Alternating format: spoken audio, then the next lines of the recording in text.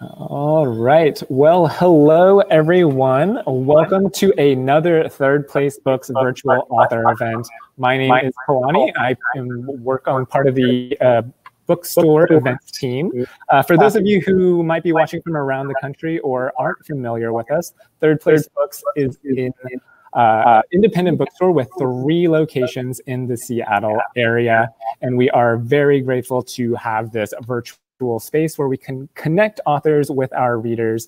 So thank you so much for watching this event and supporting us. We would further love it if you support us even more, support us as an independent bookstore, and support our authors by making sure you click this button right here down below, the support this event, buy the book here button. It'll direct you right to our website at thirdplacebooks.com where you can buy Micah and Peter's books. We are very excited to have them. I can assure you we do have copies in store, and we will be selling them on our website, so please take a look at that. We are shipping across the country. I'm also excited to announce that all 3 of our stores are in fact open, and you can also choose to pick up your copy of our books in store.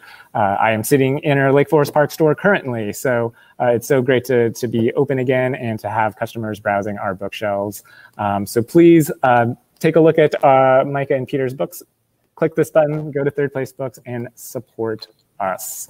While you're at our website, we'd also encourage you to please take a look at our events calendar. We have been keeping very busy with other author event programming, doing several different author events each week all over the literary spectrum. We've got some mystery thrillers, we've got young adults, we've had some sports journalists, children's events, we've got a partnered yoga event. Tomorrow at this very time, we have Sigrid Nunez and Alexander Chi in conversation, which is going to be another great event. So please take a look at our calendar of events while you are shopping our website.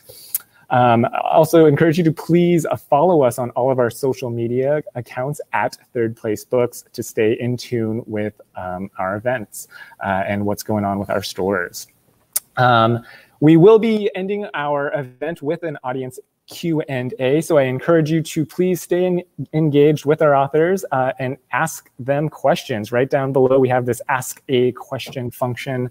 Please ask your questions there and not in the chat bar.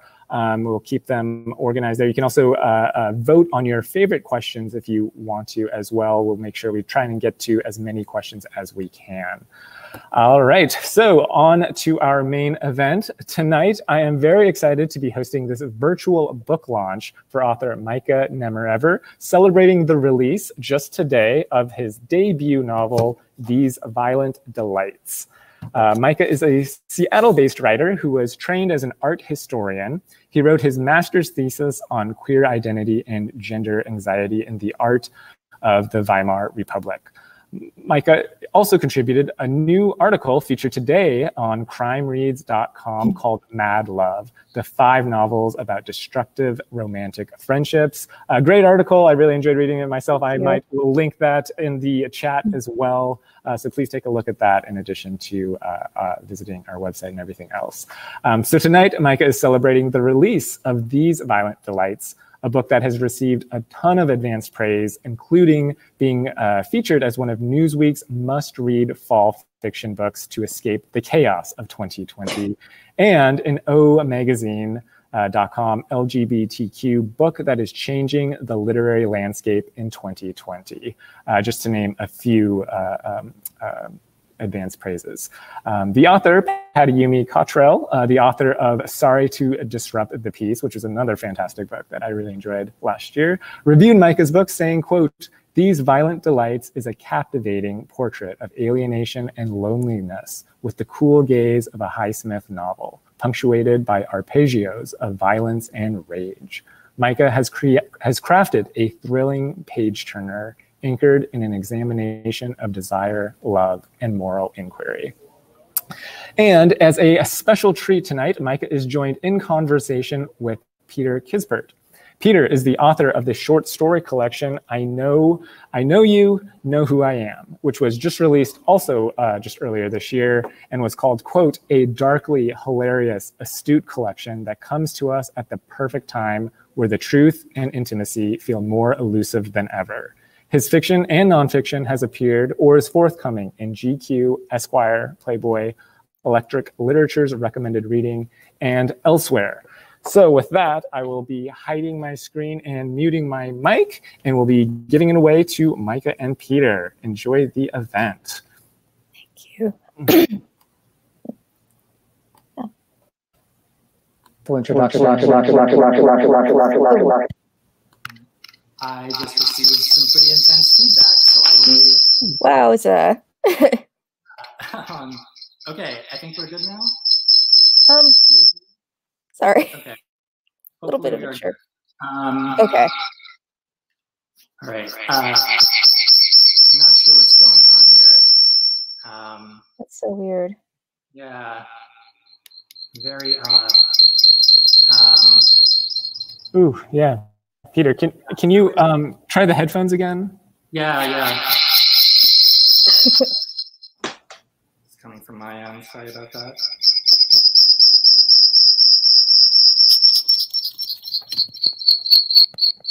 Yeah, that's still pretty intense, but I guess we can move forward. Is there an echo on your end as well?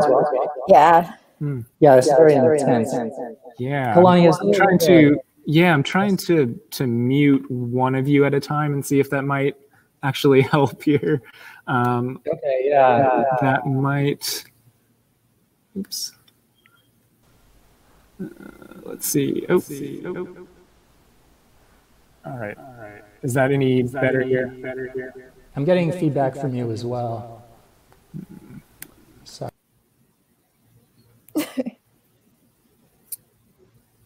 Jeez. Technology.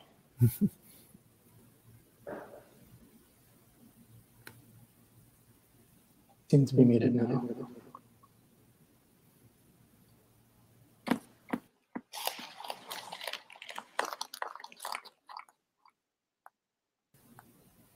Okay, you can try it now. All right. I still get feedback. I'm not sure what's going on with this. I'm so sorry. Let me take this. Yeah, I'm still getting pretty major feedback on my end. So weird. Can I rejoin, or would we like? Yeah, you can try and rejoin. Is there? Are you just using like a laptop speaker here? Yeah. Okay. Yeah, it's pretty bad feedback. Unfortunately, I can't adjust anything here on my end. Do you have like another tab open possibly? I don't think so. Did that just do it? Yes, I think that did. All right, everyone. Well, that was quite the introduction for me. Hopefully that didn't make it into the recording, but if it did, then it did. I am so pleased, so thrilled to be here with Micah Nemerever, who I've admired for, I can say now, many years. And here is his gorgeous cover. Thank you so much to Kalani for working that out. Thank you to Sam as well at Third Place Books, everyone at Harper for helping to set this up. Please go follow along on social media. There's a ton of posting, a lot of buzz about this very exciting book. And before I hand it over to Micah, who will not give you any feedback, I feel pretty positive. I would like the chance to briefly, hopefully, flatter and embarrass him. I'd like to briefly introduce Micah to you, but he's honestly such an obvious literary genius that even doing so feels like giving myself a gold star. I could tell you or even recreate the particular involuntary sound my body made when I finished the prologue, which was honestly halfway between, oh God, and a shuddering disbelief, no. Or recall the way almost every detail in the 460-page dagger because it's a really quick read, it's incredible, of a book smartly reflects the observer's interior world. One favorite example, the telephone receiver swayed in the circulating air, skimming the floor like a hanged man's shoes. I could watch your face while you read really any page, with a kind of frankly perverse delight you might find characteristic of one of these young men. I could mention the ways I caught for just a moment the startling reflection of my younger self on the page, reminding me he had existed.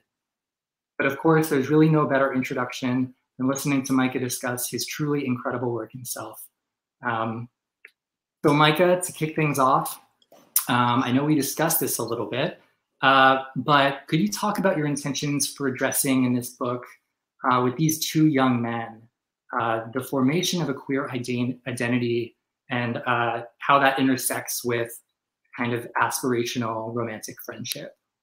Sure. I feel like most young adults are prone to like really all-consuming first love experiences. I feel like queer young adults in particular, you lack an idea from the greater culture of what your adult fully formed identity is supposed to look like.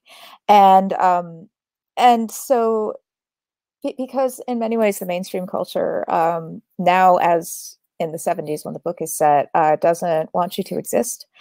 And so you're kind of left to flounder, and it leaves you kind of susceptible to falling in love in a way that is inextricable from sort of seeing the object of your love as an aspirational figure. And this, speaking with a lot of my queer friends about this book over the years, like I realized that this is actually a really common experience of while you're grasping around for your own identity and trying to feel less powerless, you often fall in with somebody who makes you feel special. And it follows a pretty distinct pattern, as far as I can tell, that you're drawn to someone who is, they're more confident than you in some way. They're more erudite in some way. There's something about them that you want to see in the final version of yourself that you have been left to just kind of try to design by yourself. And your idea of self-determination ends up being determining to love and or emulate this person who then has an immense hold over you emotionally. And most of these friendships don't go quite as far south as this one does, but it definitely, it's a familiar dynamic, I think, to a lot of readers, especially queer readers, like this being so wrapped up in somebody that that it feels like they're the center of your world. And it's something I wanted to explore in this book, especially because there are some extant books that explore like codependent toxic friendships involving manipulation and power dynamics, and almost all of them are actually about young women, which is really interesting to me. And I've read a lot of these books. So many of them are just absolutely wonderful, and they say a lot about like young girls' agency and a lot of really specifically feminist concerns. And it's wonderful that these books exist. I was interested in exploring the consequences of a toxic romantic friendship as it intersects with queer masculinity. Right. It's interesting because neither of these characters is like conventionally masculine. Both of them sort of chafe against heteronormativity, but toxic masculinity is still like essential to not only the plot, but to the characters' dynamic with each other. They've really internalized this idea that in order to keep an emotion from overpowering you, you have to vector it through anger. That the way to protect your pain is to be angry about it. And in different ways, these characters are both susceptible to this idea. And it really influences how they react to the vulnerability that this kind of all-consuming love brings out in them. So it's it was really interesting to me to explore this theme about queer young men in particular. It would have been a very different book if it had been about young women. So it was just something that really interested me, the aspect of masculinity. Yeah. And would you say, or I guess, how do you see sort of the white male privilege in this, which is so, right, sort of the very core of so many of these behaviors, or I guess instincts, sometimes it seems? Yeah, it's an interesting the story is very essentially about young men, partly because it's about toxic masculinity in the ways that it is, but also because the manifestations of their anger are very much vectored through male privilege as well as masculine expectations. Like it's sorry. Oh no, well, it's such an interesting question. It came up so many different scenes. Interesting, at least to me, you know, where there are these moments where you know, characters are getting away with something, or you know, the self-deception is so thick that they're not able to see that how they're being perceived. And that almost is like really just such an intense theme throughout the book. You have these two incredibly drawn, and I'm so excited to hear these character descriptions and some of the passages you're going to read. You know, you have these two incredibly drawn characters whose minds are swirling on the page, like in a way that I would describe as almost like churning. It's so intense. And one of the ways that I actually experienced this as a reader, which I really loved, is that there's a comment from a parent or a stranger or something, and it's rendered in just sort of the plainest of dialogue, and it interrupts this kind of like projected, erudite, you know, aspirationally upper class, you know, self and commentary.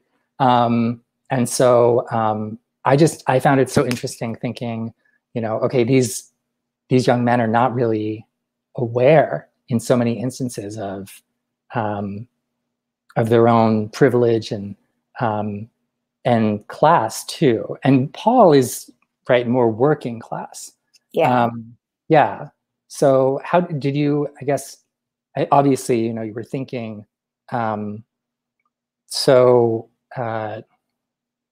really beautifully about how to render these different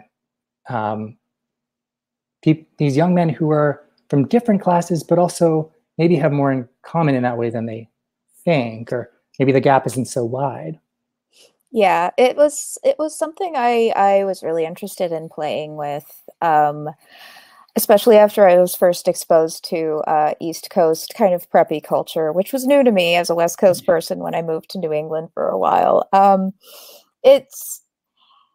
It's interesting to me that a lot of books in this vein are very much about aspiring to a higher class, where the sort of more submissive member of the friendship is drawn to the other party in part because they are perceived as higher class and more sophisticated in some way. And I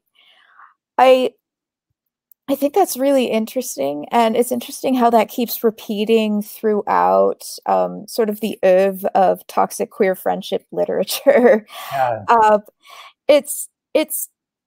It's more complicated, I think, with Paul, because he's sort of proudly working class, and he was raised by you know basically former communists. Like his grandparents were labor union activists and everything. He comes from a very proudly working class background and doesn't think much of Julian's family is very they are social climbers, and they're trying to project this image of like old money sophistication and like entitlement to their wealth. And Paul just isn't having it, which I really, it was a fun dynamic for me. There's a passage where he just gets irrationally angry at them for having like fancy wine glasses on a rack. Like that this is like symbolic of right. wasteful, conspicuous consumption. And so it was interesting to me the way the boys interacted with each other's class. Like Paul is he sort of cares for Julian and aspires to be like Julian in spite of Julian's class. And I think Julian also has, you know, he doesn't get along with his rich parents, so he's got some issues with them. He isn't super proud of himself for being a wealthy person. So it was interesting. It was an interesting dynamic to play with. And yeah, I tried to make it very specific to the characters and their backgrounds. So yeah. And thinking about the families in this book, because as much as there are two young men, there are these families, which are in some ways, as you mentioned, you know, sort of extensions of them and have influenced them and feel that they know what's best for them, really feel they know what's best for them. It seems a lot of it. And one of the really compelling things too is seeing them sort of enter each other's stratosphere and pierce this kind of like protective layer that even they may not know that they've, you know, that has been built around them. Or yeah, I found that really compelling. There's also, I want to mention, one of the, I won't say nastiest, but cruelest scenes I've read involving a small cube of steak. And you'll have to get to that one. It's really astonishing. And speaking of these sort of altercations, which feel kind of actually constant, like as much as there are these incidents of maybe like violence or injury or whatever throughout the book, it's, to me, it feels like a book that's very much made up of like a series of domestic tensions that are always just under the surface. And there's always, this is one of the many things that amazes me about your book, there's always a risk of something bubbling up. You don't quite know who it'll be for, but you can always feel it just under the surface rising. And of course, you know, you handle that all so beautifully. So fight scenes. Do you have any favorite fight scenes in this book? What can you tell us about fight scenes? Because writing them, drafting them, I mean, I just really noticed you had such a great hand when people were particularly going at it. It's one of my favorite things to write, and it's sort of a moment of catharsis for me, because I've threaded through as much of the buildup as I can, paced as well as I can, which is a process. But then to finally have these tensions that have been moving through the story for so long finally kind of come to the surface. It's really cathartic. It's really fun. In that sort of masochistic author way where it's like painful to write on an emotional level and you kind of enjoy punching yourself in the face. I am, or that's just me. No, yeah. But and it's there's a confrontation involving Julian's parents at one point in the book that was really brutal emotionally to write, and also it's one of my favorite scenes in the book, because his parents are interesting characters for me, because the characters in the book, I love all of them except for Julian's parents, but I still felt it was necessary to understand them, because if I'm just kind of I want, when a conflict arises and characters come together in a confrontation, I want it to feel earned for all of the characters. I don't want anyone to just kind of be like a plot speed bump or something. Right. I want it to feel like the inevitable result of the dynamic that has already existed and the conflicts that have already been swept under the rug. So that's always, it's a lot of fun to me to write those kinds of scenes.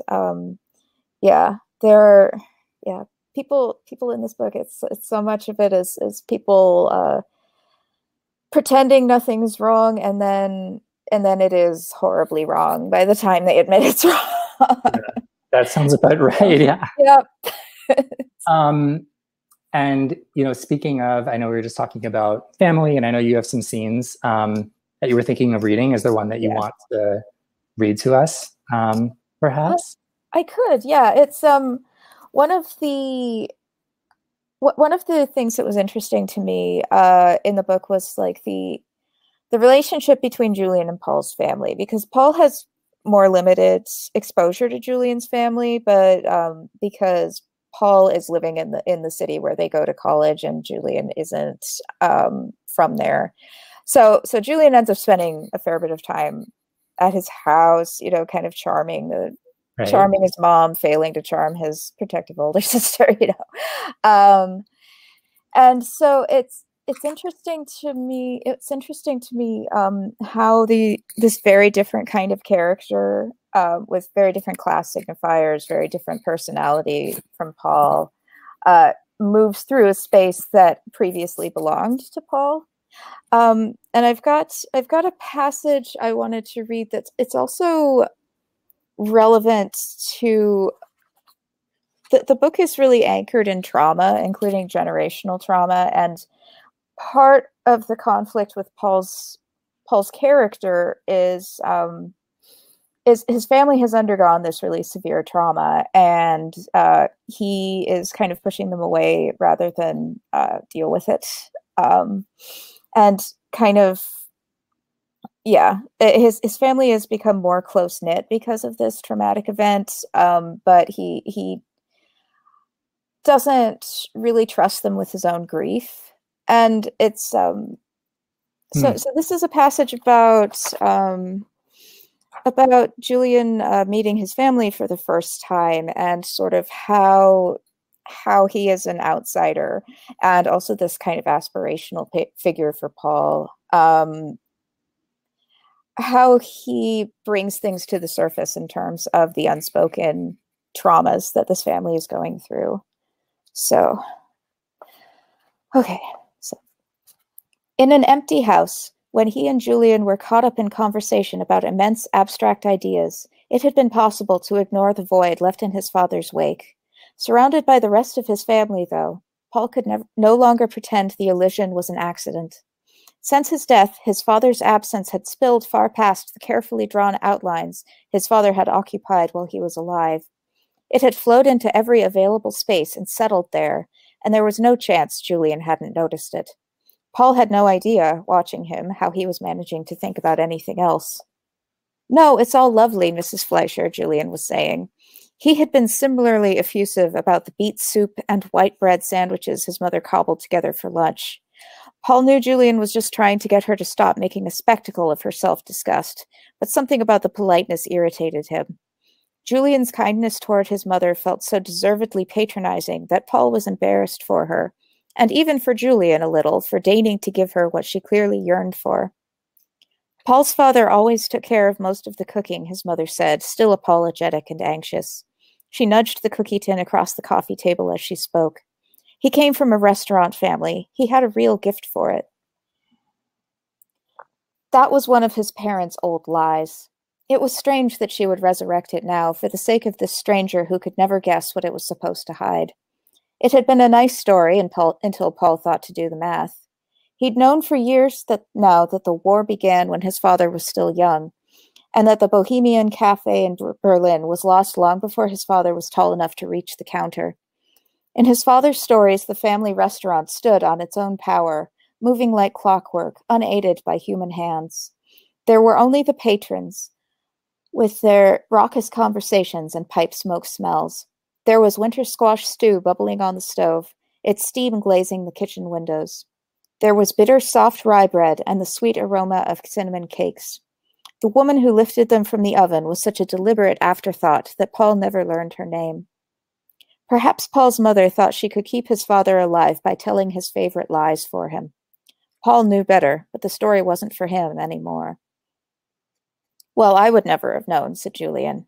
Paul saw something perilous behind his schoolboy manners, an interest, genuine and eager, in the details of Paul's life that he was still holding back. It's just hard. Paul's mother, as always, was unwilling to stop talking about his father once she'd started. She sat with her elbows on her knees, cradling her empty cup like a fallen bird. You get used to things being a certain way, and then when they aren't... Ma, Paul cut in, it's fine. She looked as if he had struck her. The silence that fell was ugly. So there's that. Thank you so much. It's gorgeous and brutal. I feel like you can't really describe much of anything in this book without using some half and half of that. The silence that fell was ugly. So I wanted to talk about, switching gears a little bit, I wanted to talk about Pittsburgh and a setting and the time. So Pittsburgh in the 1970s. Could you tell us a little about why you chose Pittsburgh? I can. It's the timing and the place for the book were both very deliberate. I was interested in telling a story about Jewish American identity in part, with and how that functions in post-war America, kind of in this context historically of being one generation removed from the Holocaust, which hangs over the book pretty pervasively, and that outside of this generation's worth of processing this trauma, the United States has also kind of it's just emerged from sort of the idealism of the 60s, the idealism and chaos of the 60s, and arrived at a sort of cynicism. The book takes place during Watergate, basically. It's sort of in the background, but it's there. And I liked that this was sort of a moment of disillusionment, of like rising cynicism, because the characters have sort of a sense of grievance against the idea of idealism. Like they feel like ideals have let them down, and that they are entitled by this epiphany to consider themselves superior to people who still have idealism. And it's so the time was chosen very deliberately for reasons like that. And Pittsburgh was a convenient choice and also an aesthetically pleasing one. I had Paul's family in mind before I actually decided where to set the book, and so I needed a city that had a working class Jewish community, because I wanted to show them like really deeply embedded in a close-knit community, because they're such a close-knit family already, and to be embedded in a community that's also close-knit and a little isolated from the outside world in a way that informs Paul's character. So I set it in Squirrel Hill, where Peter was born. I just learned, and yeah, so it's cool. It was really convenient for that reason. I also wanted kind of a city that had good colleges in it, which Pittsburgh does. Also for plot convenience reasons. Aesthetically, I was really drawn to Pittsburgh in this particular moment in time, because it's right at the moment that the steel industry is starting to crater, and Pittsburgh is kind of entering its period of like industrial decay and faltering economy. So it's sort of the American dream, so to speak, in Pittsburgh is sort of slipping in the same way that 60s idealism was slipping, and so that was really interesting to me as sort of an aesthetic mirror of some of the philosophical themes of the book. And yeah, so that was some of my reasoning. Also, it's got a lot of very plot convenient nooks and crannies, like little undeveloped areas that are kind of often in corners that are hard to get to, but very close to the city. And it's like, oh, okay, this is definitely going to come in handy. Right. Right. Yeah. And you did a fair bit of exploring on Google Street View.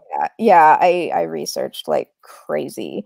I've never lived in Pittsburgh. I've been to Pittsburgh, but I've never lived there. So I just did as much research as I could. I did a lot of street view exploring, a lot of looking at old maps and old photos. I watched one of the more obscure George Romero offerings called Martin, which is a zero budget vampire movie that was filmed at about the time the book is set, and it was filmed around Pittsburgh. So I kind of, to get a sense of the aesthetic of Pittsburgh in that particular moment in time, and also it's just kind of a fun, weird little movie. But so I did a lot of very strange research over the years. Yeah. Yeah. And the various, sort of Pittsburgh isms or whatever, they're all there. Everything from, I think I mentioned this too, that a character is a fan of the Pirates, and it just rings so true. They would be notoriously terrible Pirates. Sorry to any Pirates fans watching. So while we have a little bit more time before the Q&A, because I'm selfish and I'd love to hear it, I'd love for you to read, and maybe if you'd like to briefly contextualize another passage from the book, if that would be okay, if you would indulge me. Sure, absolutely. Thank you. There's one scene that I feel is really important to understanding this kind of toxic aspirational friendship between Paul and Julian when they're still getting to know each other, and kind of what Paul is taking from it, like what validation he's drawing from it, and at the same time the fact that he's never quite at ease with it, which is really, in my experience, essential to these romantic friendships that don't end well. is you feel special and approved of, but also like it's conditional on your continuing to perform as the person this other person wants you to be. So this is just, it's an excerpt from a scene where the boys are just kind of hanging out in Paul's room, chatting and looking at Paul's paintings because he's an artist. So, okay, let's see, it's page 40. All right. Julian laced his fingers and stretched his limbs like a cat. For the barest moment, Paul could feel the light pressure of Julian's leg brushing his. I do like your paintings, by the way, he said carelessly. I don't understand why you don't just major in art. You're good at it. The compliment burned Paul's face, then at the outer edges of his ears. He didn't dare acknowledge it. It's like you said, he answered after a moment. I don't want other people telling me what to do. Julian liked that, enough that he let Paul see that he did. So what are you telling yourself to do? Asked Julian. That was something else Paul had been holding back, at once less personal and far more intimate than the mere physical spaces of his life. He had no name yet for what he was trying to become, nothing he wanted to be able to call himself. No renowned conservationist, no famous painter. The early sprouts of his ambition were still so deep under the earth that he couldn't say for sure what it was. Whatever I do has to mean something. He hugged his knees and stared at them. It took all his nerve to raise his voice above a mumble. I need to make something beautiful, something that lasts. I don't know what, but I have to, if I want my life to matter at all. When he finally made himself meet Julian's eyes, he couldn't find any doubt or ridicule in his face. Julian believed him, and his respect was so consequential that it felt like Paul's first step toward mattering. Paul wasn't sure he would ever grow used to it, this precipitous thrill of being seen and known and understood. Surely it can matter, even if it doesn't last, said Julian, not disagreeing, just prompting, the way he did with all their other thought experiments. If you painted a masterpiece and then set it on fire, it still would have mattered. If you know you've made something beautiful, who cares how long it lasts? Après toi, le déluge. I like it better the other way, said Paul, where it means you're leaving the flood in your wake. Julian smiled. It was a private, elusive smile, almost as if he thought this was funny. You would, wouldn't you, was all he said. Thank you so much. It was wonderful. And what another fabulous exploration of the under the surface toxicity, that when the light hits it a certain way, looks kind of like love. All right. Well, I love to open it up to some questions. I believe we have some time for that. Cool. So feel free to send those in.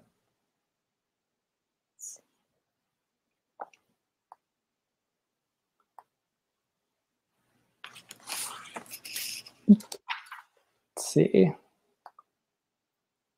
If you had to go back and switch the book in a different time period, what year would you move it to? Oh, that's an interesting question. I want kind of a sense of cynicism and alienation that I might, if I had to guess, I'd say maybe the late 90s, partly because it, that was sort of my adolescent coming of age, and the parts of Paul and Julian that resonate with me resonate with the person I was at that point, and so that's one possibility, like late 90s, early aughts, because there's sort of a similar sense of historical floundering in the wake of the Cold War ending in a way that we didn't expect it to. And yeah, so it would be an interesting time to set the book because, of course, even from like a year 2000 perspective, it seems kind of quaint, upsettingly, to be like overwhelmed by horror at two teenage boys killing one person. Like it feels like there would be a lot more echoes of, a lot more necessary echoes of Columbine in that kind of a story. Like it would have had to be framed very differently to kind of set it apart from the kind of teen male violence that we were becoming accustomed to at that point. So yeah, it would be a very different book, but it would be an interesting book, I think. Yeah. Very interesting. Another question, there are many coming through here, which is fabulous, keep them coming. But how do you navigate developing characterization, specifically in Julian and Mrs. Fleischer? I just lost this. It's another one came up, so popular. Specifically in Julian and Mrs. Fleischer, when they are only seen through the skewed lens and expectations of the point of view character, Paul. Oh, that's interesting. Yeah, Paul is a very unreliable narrator. I don't think I realized when I started writing just how unreliable he is, but he sees the idea of people. He has ideas of what people are like, sort of based on how they make him feel. And it's not, yeah. It's interesting with Julian's mother, or Paul's mother, excuse me, Mrs. Fleischer. She is, he's sort of, he's a real teenager about her. He resents the fact that she grieves his father's death, because he does. And he doesn't like that she's like very obviously in pain, because that must mean he is. And that she's showing signs of what he perceives as weakness in the face of this pain, because that imperils him to ending up with yeah, make with presenting similar weakness. So he has sort of a condescending view of his mother, and I tried to make it clear through her relationships with the other characters, and also just little details that Paul is not going to pick up on, but might make passing note of. Like she's a whole person, and she's not a weak person. He thinks she's weak, and I really wanted to, over the course of the book, both develop her strength and make Paul more aware of it. And in some ways, not in others. Right. But so I guess by showing how they interact with other characters and kind of giving little glimpses of the details that Paul glosses over or misinterprets, but the reader can probably tell he might be misinterpreting, or will realize in retrospect he was misinterpreting. Because, Julian is a very elusive character, partly because Paul puts him on such a pedestal, and also because he is, he was raised in a waspy milieu. He's very reserved. He tries to keep all his emotional vulnerability like buttoned up, and so he doesn't tip his hand a lot. So Paul has a lot of ambiguity to work with, and that is part of why it spirals into disaster. So it's interesting trying to make a character clear and well defined while also having to work with the point of view of someone who's not going to see them accurately. Yeah, very well said. A very popular question here. I'm stealing this question from another event, but I think it very much applies here. Other than in the sexual and romantic interests of the characters, how do you feel you imbue your writing with queerness? How does it flood the world you're writing? Oh gosh, I do feel like it's a very queer book because it's so pervaded by a kind of alienation, especially from like cis heteronormative culture that is pretty. I know not all queer people will have experienced it this way, but it's a kind of alienation that queer people are often familiar with, and it's just. I feel like the book is very tightly within Paul's point of view, and even outside of this relationship, he's got a point of view that he's viewing the straight world and straight masculinity as an outsider. Like he spends a lot of time like observing the appearance and mannerisms of men who seem tougher and more like physically threatening than he is, to kind of because he implicitly has had to assess that kind of guy as a potential threat for his entire adolescence, and he's sort of bewildered by the expectations people have for him, like that he will grow up to be like this normal, straight dude.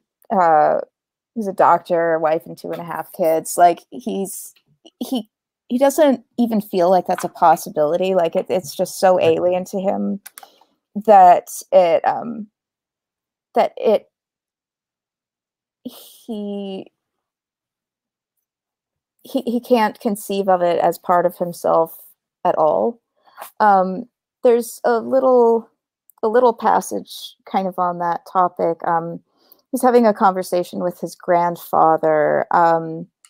His grandparents love him dearly, are very supportive, and do not understand him at all, as the teenage struggle. So it's good though, said his grandfather. We're all glad you're starting to make friends, Paul. Didn't I always say it would get easier once you were out of high school? And it'll only get better from here on out. When you're a doctor and you're married to a nice girl, you'll look back on the hardest years and you'll think, I can't believe how easily it all came together once it really counted. I believe that. I hope you can too. Paul's family had been telling him this for years. It was the only story they knew, and they told it relentlessly because they thought they were doing him a kindness. And it felt like a very queer experience of having people who genuinely love and support you, and also have no image in their head of the kind of person that you even could be. Like they have an idea of who you are, and you're constitutionally not going to live up to it no matter what you do. So, yeah.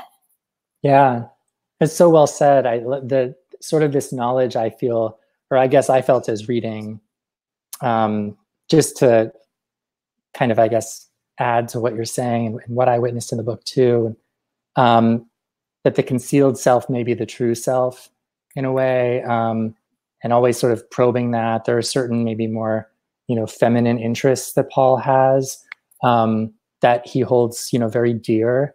And I really enjoyed reading that. I felt like that was a really accurate depiction. I definitely saw myself, in those moments. Okay, jumping down. Julia Fine is in the chat. Hi, Julia. His forthcoming book is behind me. Probably backward, but the upstairs house has a question. So much of the tension for me, Julia, came from the friction between this highly intellectualized plan and the intense emotional drama of Paul and Julian's relationship. Can you talk a bit about the philosophical inspirations at play here? It's interesting because I set out to write the book as kind of an exercise in compassion, of all things. I wanted these characters to kind of, you can understand where they're coming from when they get this horrible idea, and then you just kind of see something you might even understand and might even agree with, taken to an extreme. And the philosophical thrust of it is drawn pretty directly from sort of a crisis of faith in humanity that I went through when I was about their age, because and it was also triggered by learning about the Milgram experiment and a bunch of other disillusionments in terms of who people are to each other and how they treat each other. And so it was interesting to me to kind of take this teenage pseudo-nihilism that I fell into, and this sense that, like, well, of course I understand that the world is cruel, and that in these sorry, flustered. But like there is I'm going to quote it imperfectly because I didn't mark it like a fool, but there's a line where a professor who teaches them says to Paul, there's a certain heady isolation in believing that you and you alone have access to the truth.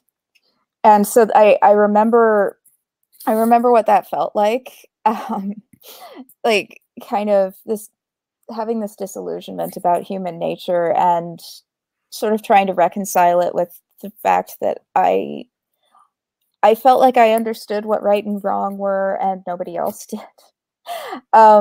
It's more complicated than that, but that was the emotional intensity, I think, comes from the same kind of pain and trauma and anger that the toxicity in their relationship comes from. It's all very rooted in alienation and disillusionment and sort of this feeling apart from other people. And it's the same kind of vulnerability that makes it so they never quite trust each other, which is at the core of a lot of the anger they direct at each other. So it's all kind of wrapped up in the same miasma of teenage disillusionment and delusionment, frankly. But Yeah, definitely. It's very well said. And one last question here from Ollie. Is there a particular turning point in the book at which you intended readers to start really questioning the way Paul presents himself? That's an interesting question. I think of I think there are a few pressure points going through the book where one kind of starts to doubt that Paul is fully like it feels at first like Paul is sort of just completely enthralled to Julian, like he has very little power in this relationship, and there are points throughout that kind of complicate that, and there are several, and I'm always excited to hear when readers first detect that added layer of complexity, the fact that Paul has so much he's bringing his own agenda to the table, and he's got a kind of power of his own, so it's not like just a unilateral victimizer and victim relationship that they have. It's not like that at all. And there are several points where I feel like there are hints, and depending on different readers' sensitivity, or what their own frame of reference is for red flags, they might they might, yeah, at different points. And I'm definitely curious where it happens for people, if it happens. I think a few people never really, like, I've had feedback from a few people who they kind of maintained that same kind of sympathy for Paul way through the end, and it's interesting because I think it may be from seeing him accurately from the beginning, and so it's interesting. Yeah. Well, Micah, thank you so much. This was wonderful hearing your thoughts about, character and plot and privilege and Pittsburgh. These Violent Delights, out from Harper Books today. It's publication day. Please order a copy through your local indie, or better yet, Third Place Books. So I think that about wraps it. Thank you so much for taking the time and being in conversation. This was a non-violent delight. Thank you so much. Yeah. Thank you. Yeah, thank you, Peter, so much for moderating our conversation as well. And please do take a look at his book as well. We do have copies available. Thank you guys so much. I am going to be wrapping up the event here. I want to thank our attendants for turning out today, being so active in the chat. It's been really fun to follow along here. I loved all the comments when we were having our technical difficulty too. Someone really appreciated the ominous Hitchcockian music to start out our event. It really did. It had a vibe. I'm sorry that echoed 10 times was kind of was a media. It set a nice tone there. It sounds like, based on some of the comments we were getting, it was appreciated. So thank you. Yeah, thanks for sticking with us there. It was a great event. Very honored to be a part of this launch event. Thank you so much, Micah. Thank you so much, Peter. I am going to log us off and end the event. I'll give you guys the final word here. Wonderful. Thank you so much for having me. Please buy Micah's book. It's completely brilliant. Do it. Seriously, buy several copies. I was blown away. I'll end with a quick anecdote that, I got in trouble at work. I was working at a legal search firm as an exec assistant, and Micah and I share a brilliant agent, Caroline Eisenman. And I saw the announcement for this book, and I was like, what is this? And she sent it to me, and I couldn't stop reading past the prologue. So please buy it, read it. Yeah, it's just, it's really a marvel. So thank you all again for joining. Thank you. Yes, thank you. Good night, everyone. Good night. Bye all.